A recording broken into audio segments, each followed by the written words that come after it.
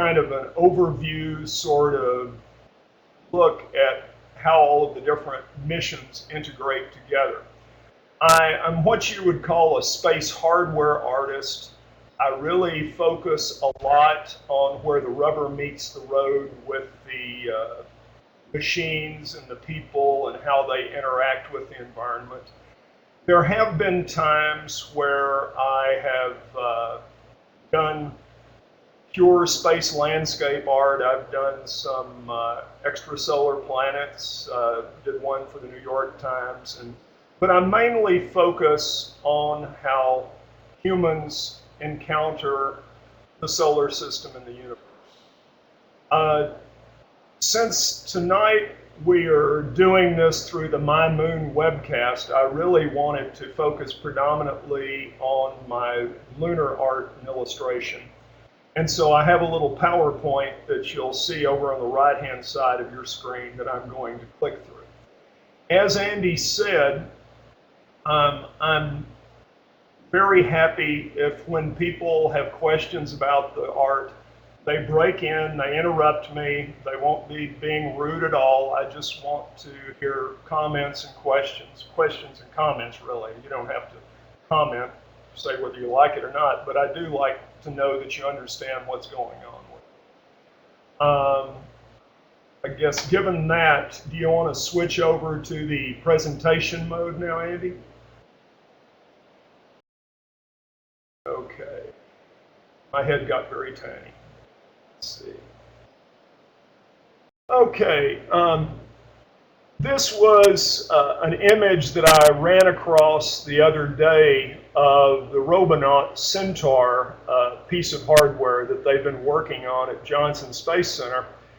And it looked very familiar to me. And as I looked at it, it reminded me of the teleprospector robot that I did for Johnson Space Center for a study by Paul Sputis and Jeff Taylor back in 1989, and you see it does have certain similarities.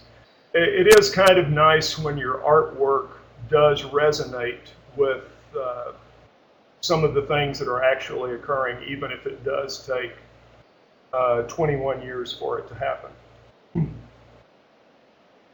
I've done artwork of a number of different studies down through the years of how people might explore the moon.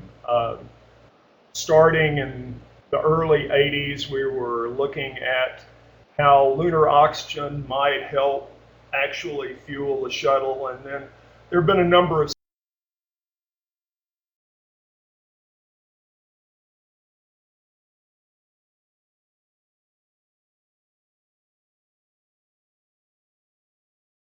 Pat, we lost your voice there.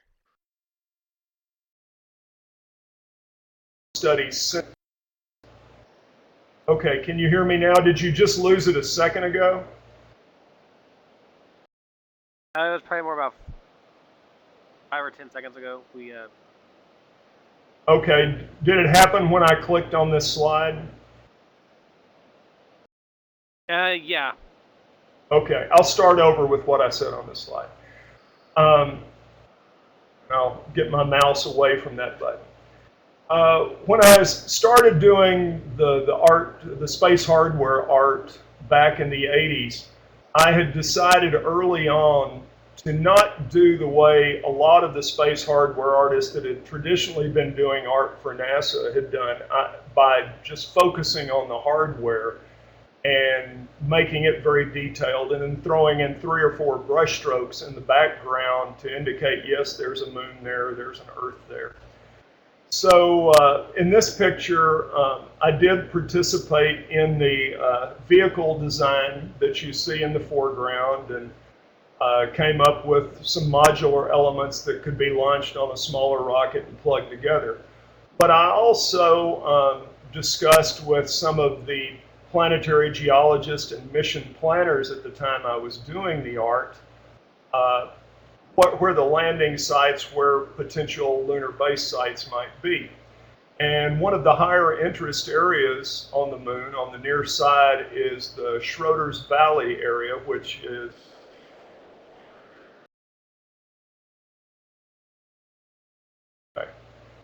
If you see this outline of this area right here, this is Schroeder's Valley.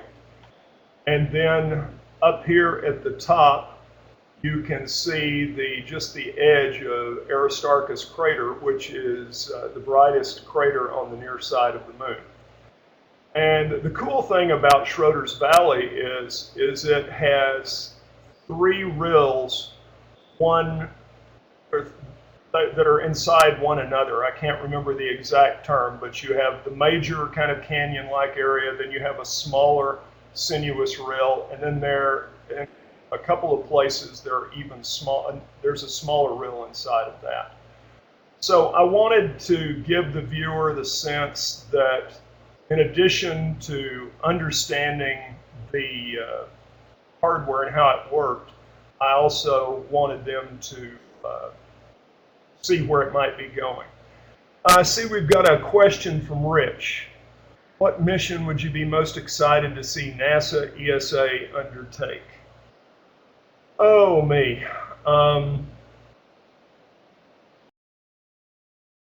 Well, first, I am very interested in collaborative international missions. One thing that I think as we move into the future we're going to do is to come up with spacecraft systems that are not entirely dedicated to just one destination, but you can plug together different pieces to go to the different ones. Some people are referring to that as flexible path. I just saw a private comment. I can't respond to that. And I can't speak exactly to what I think about what NASA should do. In my opinion, though, any place we can go where people haven't been before, I think, is a good thing. That being said, there are many places on the moon that we haven't been. I'm really very intrigued with the ice deposits that are at the South Pole and the Shackleton Crater region. I've been discussing that and doing artwork of that with people. I'm also very intrigued with the asteroid missions. I've been looking at those for a long time. And I think everybody's favorite destination is Mars, but it's a long ways off and it's very difficult to get to, and we'll need to either start talking about some much more powerful propulsion systems or systems that use some sort of technology. Chemical just makes it very difficult from the radiation standpoint. Okay. Let's see. Greg asked the question, for the moon, did you have data from a radar survey or was it completely visual data that was used to produce this piece? Actually, I got a digital elevation map for this piece of artwork from, I think it was the USGS, and I've historically gotten a lot of visual reference from the Lunar and Planetary Institute where Andy works. I've worked with them for years. But I used the digital elevation maps to create this planetary landscape you see. And then I used a map painting trick called camera mapping, where I actually did a quick rendering of this view. Then I painted a lot of the craters and the details onto the view, and then I projected that painting back through the camera onto the landscape so you could get a very detailed rendering that I could still alter the lighting at times to make it more realistic. This is an advanced lunar base that also contained the results of that previous study that had the lander we just looked at Schroeder's Valley. When I do pictures, as much as possible, I try to find the actual location on the planetary surface to put it that This particular area is just outside of the Taurus Littrow Basin, where there are a number of pyroclastic flows. You can see kind of orangish tints in the soil. And I work very collaboratively back and forth with the engineers. It's kind of a visual ping pong game where I'll give them a rough idea and then they'll say, yeah, but, and then I'll go back and I'll say, okay, how about this? And then we'll keep refining it and tweaking it till both people can kind of sit back and look at it and feel like that might be a good solution. This is another picture I did a number of years back of the lunar base. This one was when I was just getting started with 3D computer graphics, and I was still trying to get the painterly feel. This has a little bit more of a sort of a tinker toy look to it.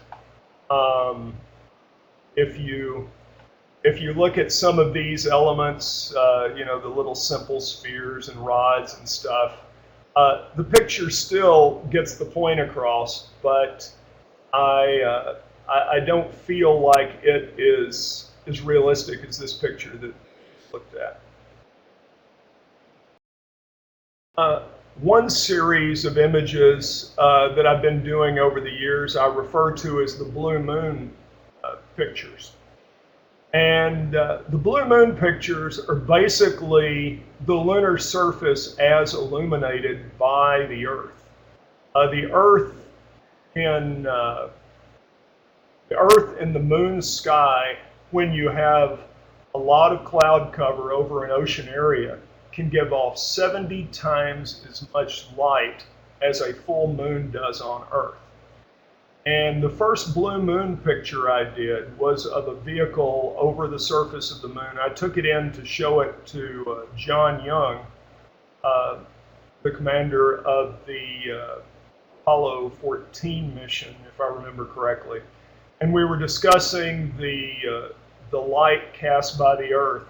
And at that point, he had made the comment that he would have almost preferred landing by Earth light because instead of the very harsh, almost black and white lighting that you have on the moon, you had a very nice diffuse light source with the Earth light that gave you a good sense of the shapes of the terrain versus just the edges of the shadows and the edges of the craters.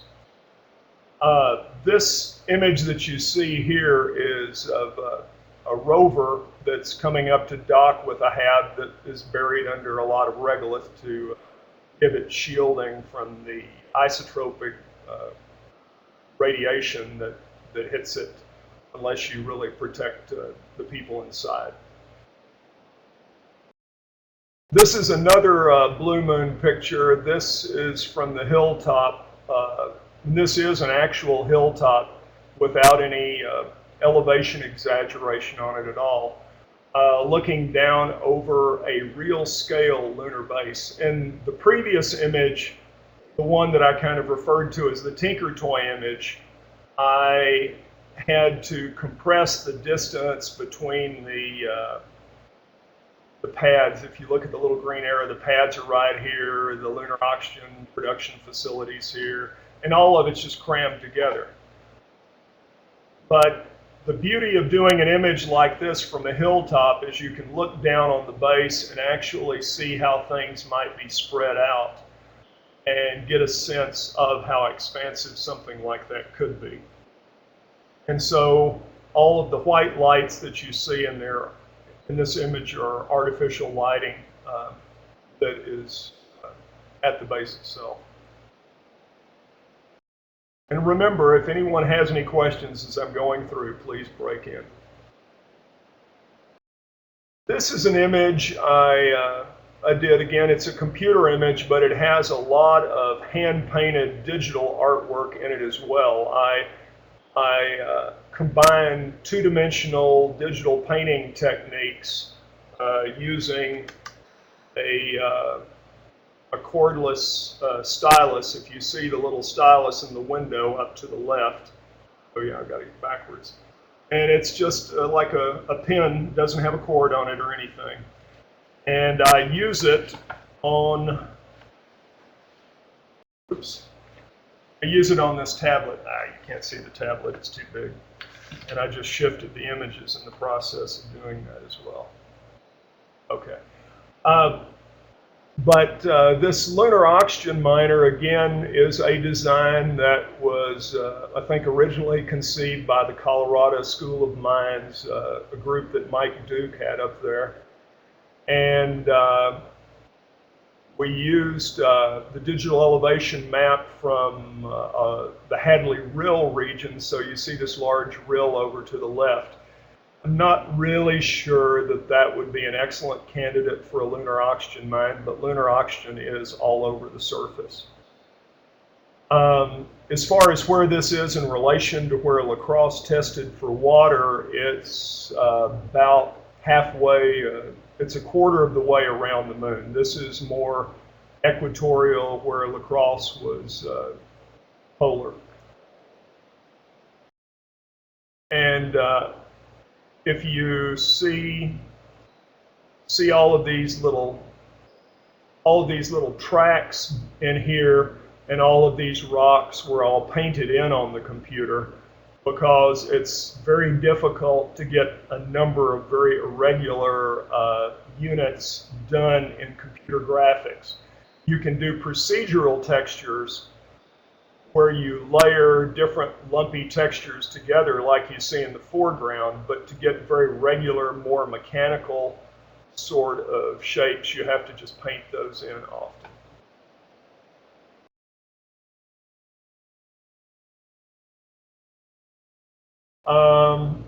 Let's see. The bluish areas in the foreground.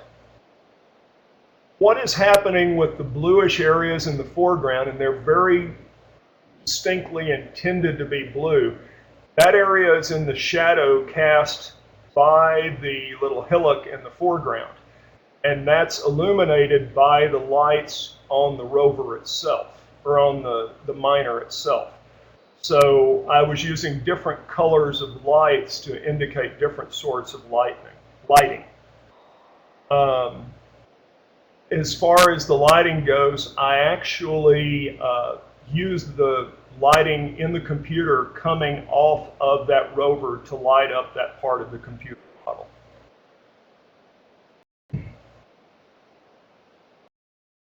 As far as the engineering problems that you have in a vacuum in a low gravity environment, you always have traction difficulties when you're moving across the surface, because if you're actually excavating and you're having to bear down into the soil, it will have a tendency to just push the vehicle back, so it has to have a certain amount of mass, it has to really grip. And then one thing that's actually kind of good in this environment, if you were doing this on Earth, you would have clouds of dust everywhere, whereas the particles that come off the wheel in the foreground just have their little ballistic trajectories that shoot through the air and fall, because dust can't sit in the air when you're on the moon. I think I've gotten those questions. Lunar dust is more abrasive than just about the best sandpaper that you can get here on Earth. If you look at microscopic views of it, it's just a bunch of little, like little shards of razor sharp molten glass.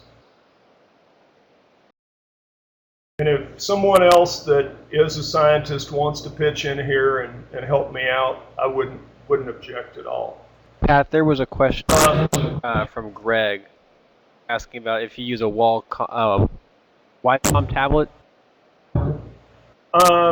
Yeah, let's see. I thought I addressed it. I guess I did it awfully quickly. I thought it was, he was questioning, did I use the Wacom tablet for the blue lighting? Yeah, I used the Wacom tablet throughout this whole picture. And interestingly enough, the Wacom tablet that I used on this picture isn't the nice, big, expensive Wacom tablet I have on my desk right now. At that time, I had just switched computers, and the only Wacom I had handy at the time was a $99 Graphire tablet like you would go buy at Best Buy. And it was able to do most everything that I needed. Now, I do notice a difference in the better tablets, but it's amazing what you can do with a very inexpensive tablet, and I would highly recommend that.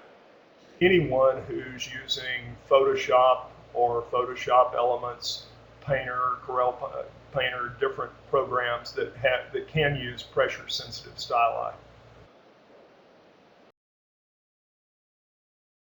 This is one of my favorite lunar pictures. Now the reproduction on my computer screen, I don't really remember this in the PowerPoint, but the crater interior here looks a lot bluer than it actually was, and I think that's a product of the way that the transparency, since this is an actual painting and not a computer image, we had to shoot a transparency of it. And then when they scanned the transparency, some of the lighter areas went bluish and some of the darker medium toned areas went more of a warm color.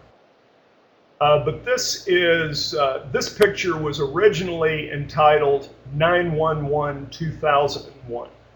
You know, 911 like it's an emergency and 2001 like a space odyssey. But since 9/11/2001, I've retitled the painting First Response because I had it in an art show in the LBJ library on the UT campus. And we were about to put that up there, and I thought, I can imagine what people would think if they saw that title and try to read a lot of stuff into it that wasn't there. This picture was commissioned for the cover of I guess it's the #1 space medicine handbook. I think it's Space Medicine and Physiology. One of the editors was Dr. Sam Poole at Johnson Space Center.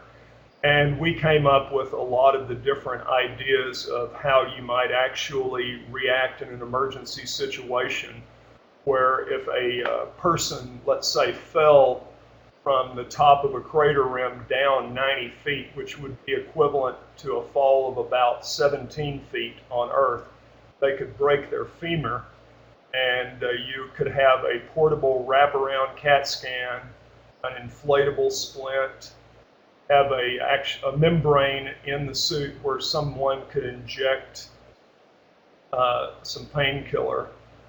You could have readouts on heads-up displays in the helmets themselves. And when I did this picture, I actually got a couple of the flight surgeons at Johnson Space Center to pose for this.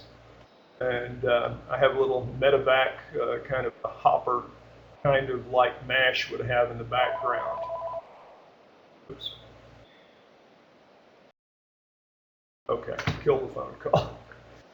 I need to turn my other phones down. Maybe no one will call me.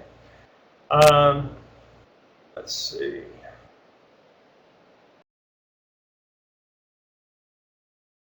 It's actually worn through 3 layers of Kevlar-like material on moon boots. Wow.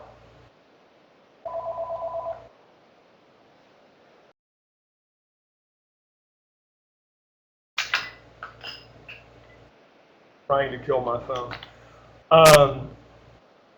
Yeah, the moon boot comment does remind me of when I was an exhibit designer back in 1982 at Johnson Space Center. I walked into Lewis Parker's office, and I was sitting across his desk from him. I looked over to my left, and there were some moon boots sitting there on the table. And I picked up one of them, and I said, boy, this thing is dirty. And I was looking at it, and he just looked at me and grinned. He said, do you know what you've got on your hands? And sure enough, I had lunar dust, and he said, be very careful about not getting that in your eyes because it could really bother you tremendously. And let's see, Steph had asked why this is my favorite picture. This picture has a little bit of everything I like to do in space art. I like to paint people. I like to tell stories. I think this picture has a complete narrative built into it. I like to use real places on the moon, and I like to find places on the moon that are exceptions to what the moon usually is. For example, to try to find a 90-foot cliff on the moon, uh, I'm trying to remember who I talked to about this. I don't know if it was I think it was Paul Spudis, and he said, try to find a crater in one of the Mare regions where a very recent impact has punched a hole in it. And so you have the crust of the volcanic flow that has been broken through, but it hasn't been eroded down as much as it would be on an older crater. So we have the realistic landscape of an exact place on the moon. I get to come up with all of the futuristic techno widgets. I get to tell a story. I get to do pictures of people. Let's see, and I had a question on the types of educational outreach that could be considered when this type of mission goes up. Now that's interesting. As far as a medical emergency, you would have a certain number of privacy issues on the part of the victim themselves, but at the same time, it would be so instructive that maybe after the event, you could probably cover the event, but you might not want to show all of the details of what's happening as it's going on. But once you're sure that the person is okay and has become stabilized, then you could replay some of what actually transpired afterwards. When you're dealing with people in an extraterrestrial environment, they still are people. They still have the feelings that people have here on Earth. They still have families on Earth, and you have to be careful about that. I think the wealth of internet access, video, all of the different technologies we have now compared to what we had back in Apollo are so much greater that you could have people virtually participate in the missions. I even had one idea where you send up a LiDAR scanner to an area that is about to be explored by some astronauts. Then you scan that whole area with a LiDAR scanner. Then you create a sort of virtual holodeck where students can wear 3D glasses, or you can maybe project it on mist, whatever. And then when the crew members actually go out into this environment, they are moving through the three-dimensional environment you have in this sort of holodeck area. And the students could be standing there almost beside them as they were exploring. Now, they wouldn't see the details that the person did on the moon, but they could certainly get a sense of where they were and what sorts of things they were looking at. Yet another blue moon picture, not quite as blue as some of the others I did for Scientific American. And this is showing a lunar telescope farm, otherwise known as a very large baseline optical interferometer. And the image that you see reflected in the large Cassegrainian focus telescope in the foreground is an exaggeration of what you would actually see. But it does give you a sort of connection between the sort of imagery that you would see through this sort of astronomy, and then how a large group of telescopes like this, visual or infrared or ultraviolet telescopes, could combine their imagery much as the very large array does with the radio telescopes to get much higher resolution images that could provide us with much more information on what's actually out there.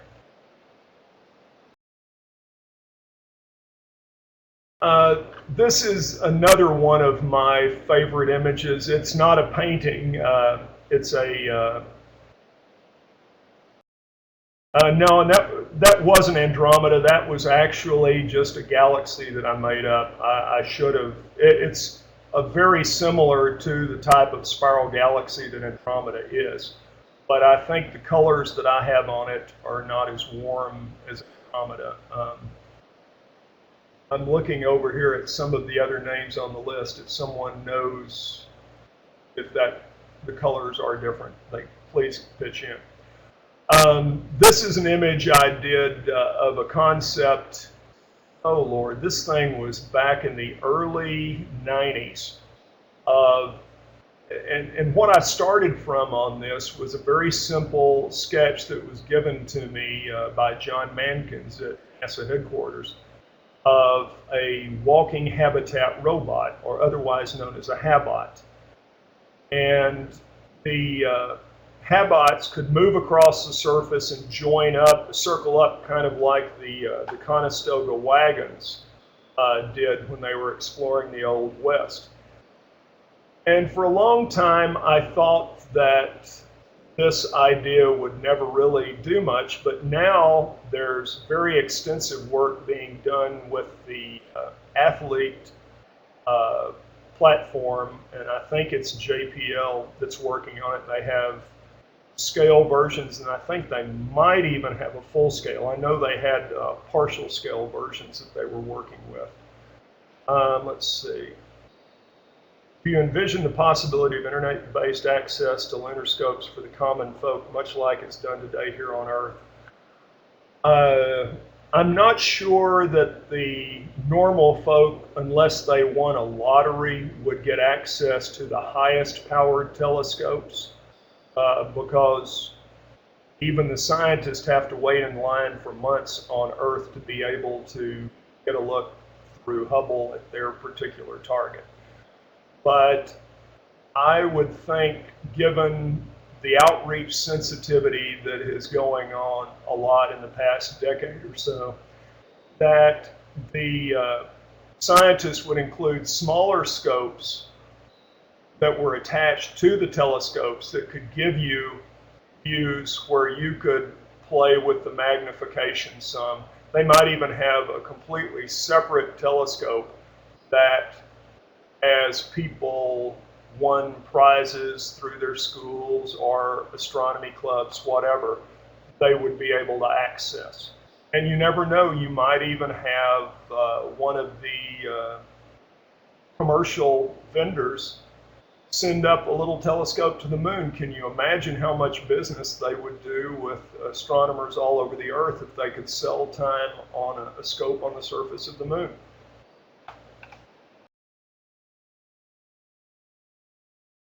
This is the same habitat body here that you saw walking across the surface of the moon, and the idea with this was to use the same modular system with its life support systems and create a lunar orbit space station that's in a polar orbit. You can see the south pole of the moon down here below with lighting that indicates a mining process is underway.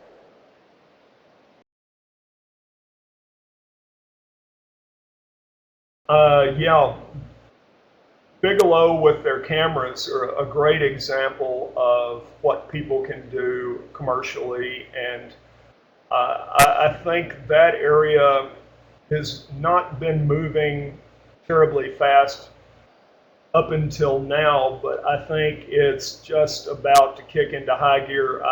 I've been talking with a number of the commercial space people, and it's real now, where before it was they were PowerPoint presentations. The people are actually doing stuff. And I think the more commercial activity we can have to complement our exploration, the better.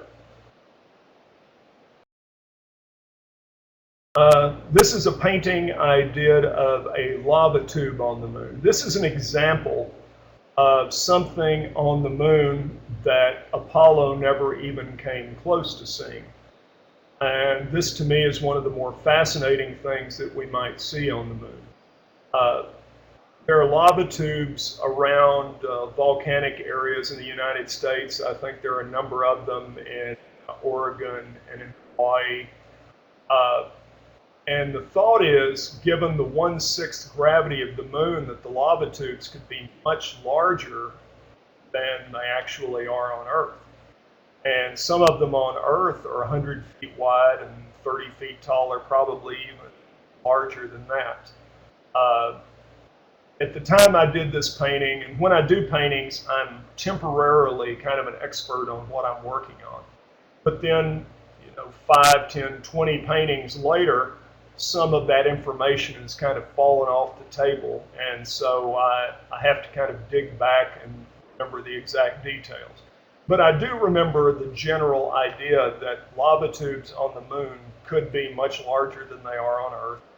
And they are very strong. It's a very strong possibility of them being a habitat. You could even take one of the Bigelow inflatable habitats, a much larger version, stick it inside of one of these lava tubes with an airlock on one end, inflate it, and you would have a habitat that you could live in that would be shielded from the radiation. Hey, Pat? Up for a Yeah. second. I thought maybe I might ask you a question, or maybe two that came in earlier to us. One is, do you feel that drawing these plans gives you a deeper understanding of the technology that is needed in space and what designs would be best for them? Thanks for breaking in with that. I'd forgotten about the other questions. We were doing so well on the questions here that I just got where I was just trying to keep up with those. I started out making, 30 years ago, I started out making tons of stupid mistakes. And the engineers would say, oh, that's wrong, this is wrong, scientists, no, that wouldn't look that way. And then over the years, I've made less and less stupid mistakes till the point is now where I don't have nearly as much criticism as I used to. And the beauty of working for all of the different NASA centers is I can get the unique points of view of the engineers and scientists from those centers and meld those into the information I've gotten from the other centers, and sometimes come up with a new approach or a new connection that might not be what they were initially thinking of. By the same token, I will often find that I come up with something and then someone will tell me, yeah, they're working on that at Ames, or they're working, it's, so you try to just kind of keep ahead of the wave, you try to keep up with it, but I do feel like they help me a lot. I've gotten a deeper understanding of how things work, and I have to struggle to keep up with how fast the technology is developing. A lot of the things that I do in these pictures are illustrations of either actual concepts or general approaches or technologies that I've gotten from the NASA engineers, and I'm just illustrating either their vehicle hardware in its proper environment, or I'm taking the technology that they have and I'm extrapolating beyond the laboratory version they have and putting it into space in a realistic context, so as to help decision makers understand how that technology could be applied. Did that just about cover it? Yeah, I think it did, and I might just ask you one more from this email. Is there anything that you would like to draw but you can't because it's either too difficult or maybe you can't visually interpret it? Yeah, for a number of years, I was going to different NASA workshops illustrating the results of the workshops. And they'd be like new space businesses or solar power satellites, space elevators, things that were, even though they were pretty large scale, pretty imaginative, were still tangible things that you could illustrate. But one workshop I went to, as hard as I could try, I just about drowned. It was a workshop out at JPL. This must have been 15 years ago, where there were discussions on the potential for faster than light travel, wormholes, and black holes. And there have been a lot of very popular representations of what these things look like, and I've since thought about them and been able to do some of these illustrations. But when you're trying to do a realistic depiction of a wormhole versus just some symbolic wireframe or swirly sort of depiction that you might have, that's pretty difficult. Yeah, so when it gets into the things that go beyond what the human eye can see, I can address it, but I have to do it in a much more abstract manner. Let's see, let me look at some of these comments down here.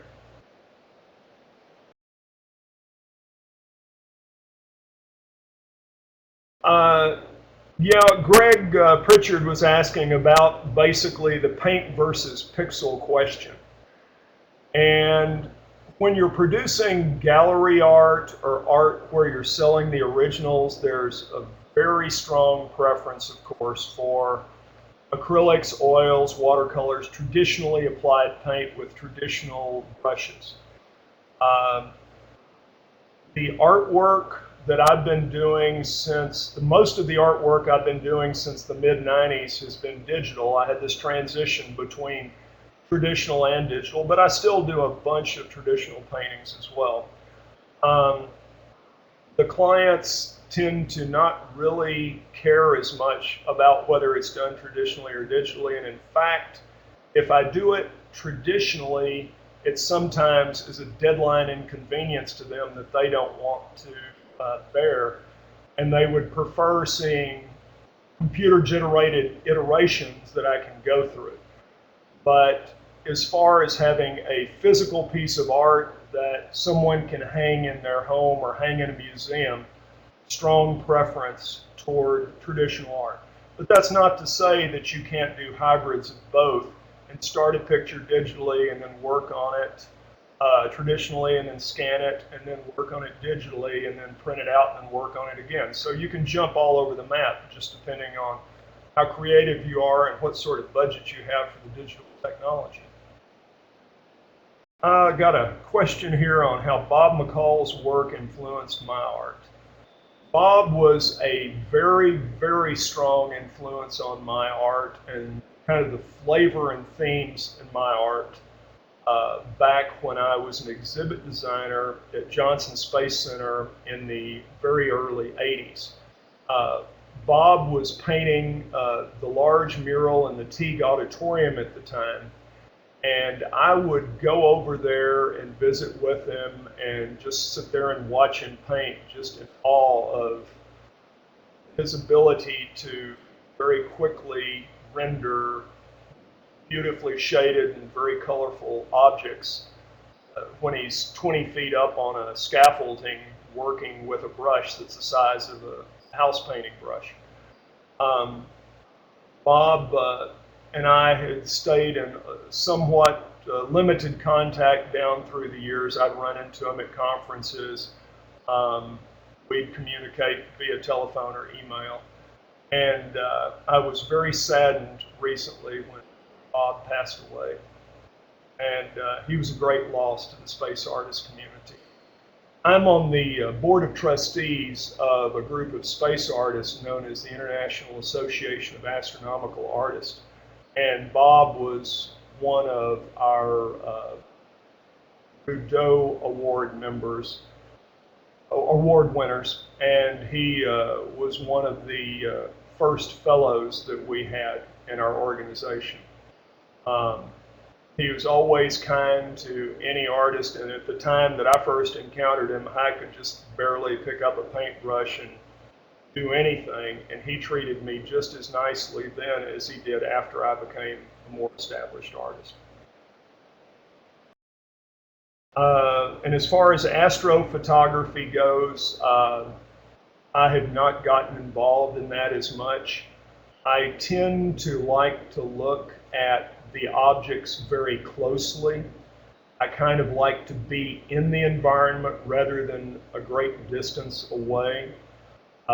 That's partially kept me from doing the planetary landscapes or the rocks and balls pictures where you see some of these objects from a great distance.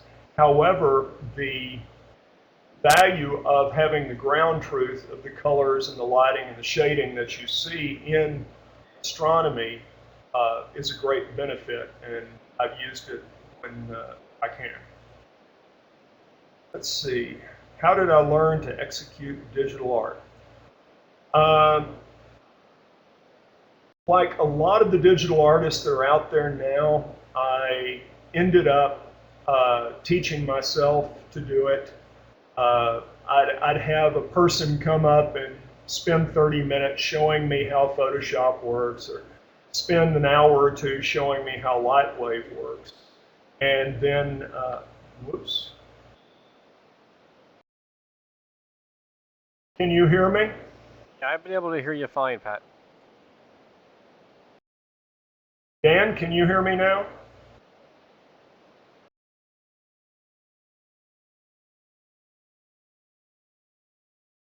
My button's still pushed here, Dan. It may be something, yeah, it must be something on your end, because Rob pitched in and he said that he's hearing okay. Let's see, where was I? I was, well, let's just start onto this image here. This is a painting commissioned by Astronomy Magazine of a very large space telescope in the permanently shadowed Shackleton crater. This was a concept that they had been throwing around for a number of years. It's using a multi-element hexagonal array, much like the sort of elements that you see on the Hobby Eberly telescope, McDonnell Observatory, and so you have the multi-element James Webb telescope. Is that the latest name of that telescope? I can't keep track of it. Is that right? Yeah, that's right. Oh, well. Okay, thank you. I had the privilege when my wife and I visited the McDonnell Observatory. It was an overcast night, so we actually went in and were able to drive the Hobby Eberly telescope using a little dial and rotate it around on its air-bearing surfaces. And that was quite a milestone in my encounter with space hardware.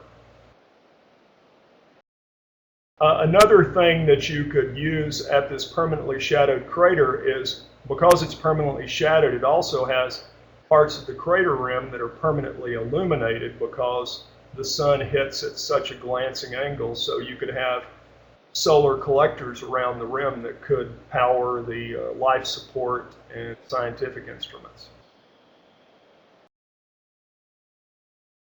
How are we doing on time, Andy?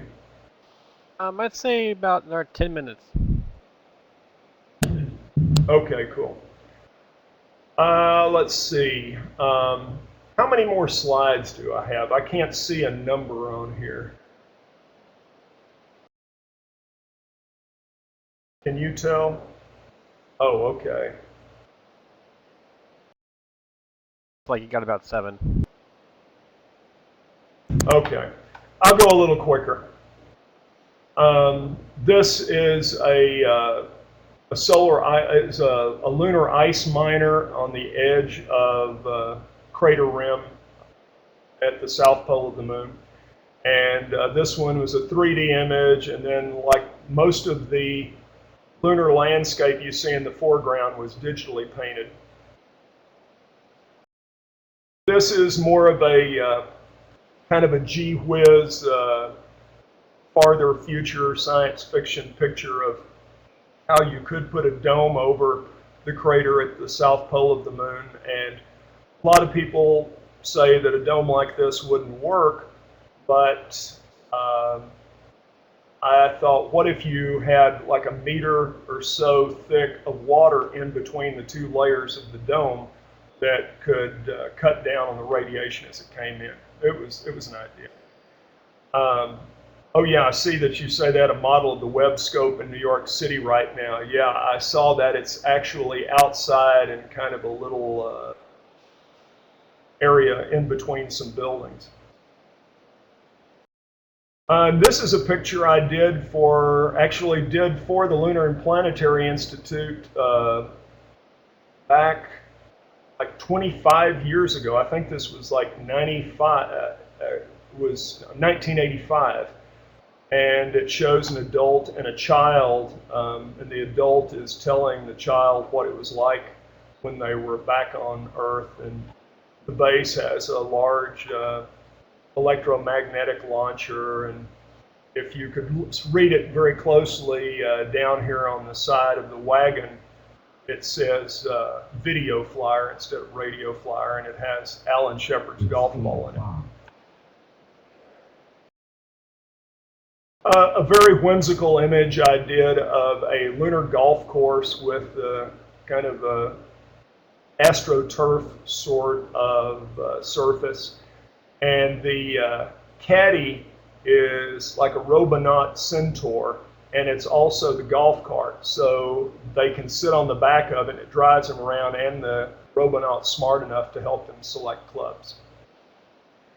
And when I did this picture, I did it like matte paintings that are done for the movies, where I used a number of terrestrial images and combined them using digital painting to create the scene.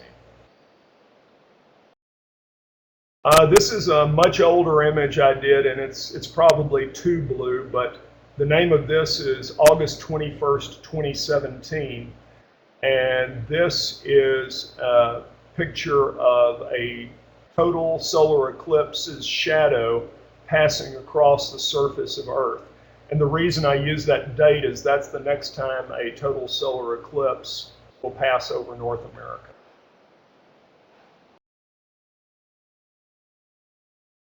This picture I started and did most of at the Smithsonian Folklife Festival. I was painting outside in a little metal chair on a little cardboard table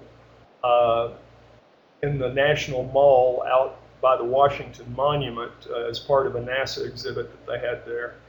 And I have a couple of space tourists on the moon flying these hoppers around, and everyone kind of jumps up and down and says, oh, that'd be way too dangerous. But these also have remote pilots down at the base that can monitor them, and as well, they have Pathfinder lander sort of airbags that can pop out all around them, so if they did fall, they just bounce.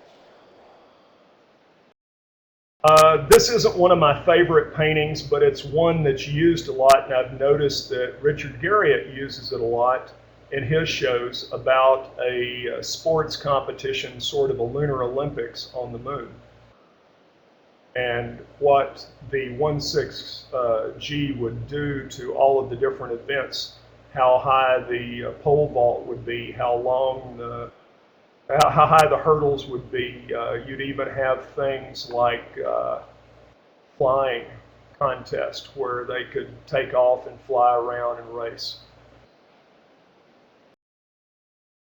And I think this is my last image. This is another image that's a painting I did back in 1985 of a very advanced, buried lunar base that's got a park-like surface on top, and then apartments and laboratories down at the bottom. And so people could be mainly shielded during the day, and then they could spend a limited amount of time up in the park-like area before they go back down. And I think that's the last image I have, so if you want to do any more questions or end it now, or what are you thinking? Yeah, if anybody has any questions, sure, we'll take a few more. We've got about 5 minutes left, so if anybody got some questions, again, you can either type them in down there like we've been seeing, or if you got a mic and you've got that activated to go, you can ask that way also. Just press the talk button there in the lower left.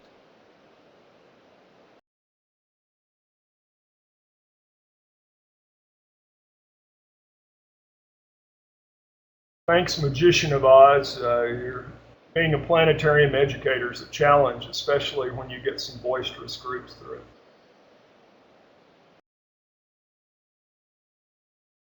Pat, thanks for your time. It's great to get to see your work and hear your thoughts. Oh, thank you very much, Greg.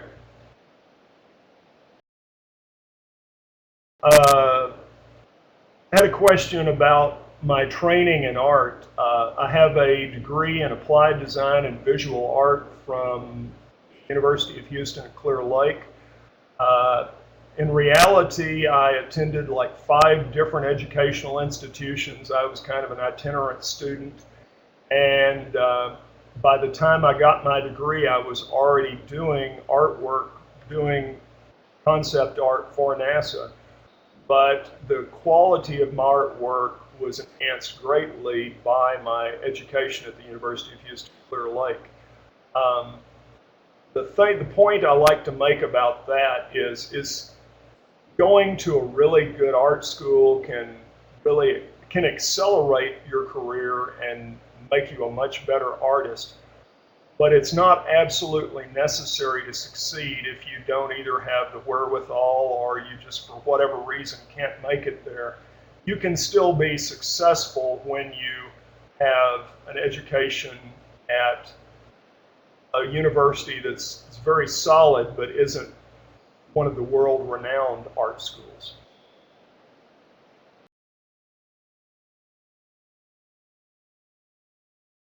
Like Greg's typing in one more question, possibly. Here we go.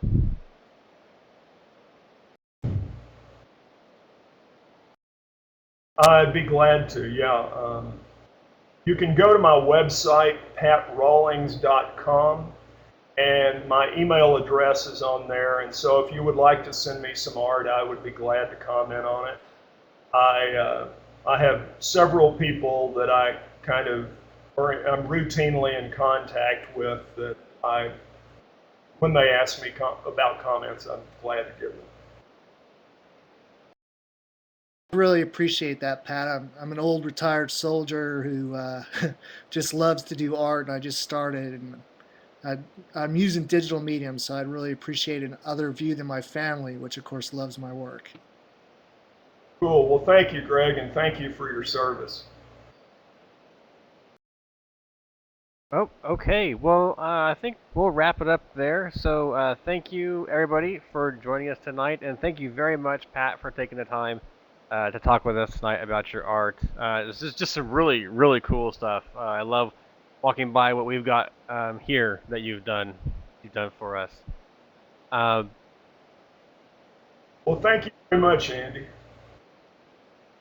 And I, have really appreciated this opportunity, and I'm certainly glad we made it all the way through without anything exploding or making loud screeching. you know, that's the first level criteria of success for a webcast is no screeching noises. So thank you again, everybody, for joining. Our next scheduled webcast is on June 30th. Again, it's 7 Central, 8 p.m. Eastern. Our guest will be Dr. Paul Abel from Johnson Space Center. He's going to talk to us about what the new direction, the new vision for NASA means for asteroid studies. And that seems kind of odd considering this is a website about the moon, but there is a connection to the moon. And what that connection is, if you don't already know, well, you'll just have to come find out. So you'll have to come back to that webcast to see what we're talking about. So just keep watching the My Moon website. We'll have updates there. If you follow My Moon on Twitter, at My Moon LPI, you'll find updates on there as well. So thank you everybody for joining us, and I hope to see you in, 3 weeks from tonight. Thanks. Okay, signing out, Andy. All right, Pat. Thanks again. See ya.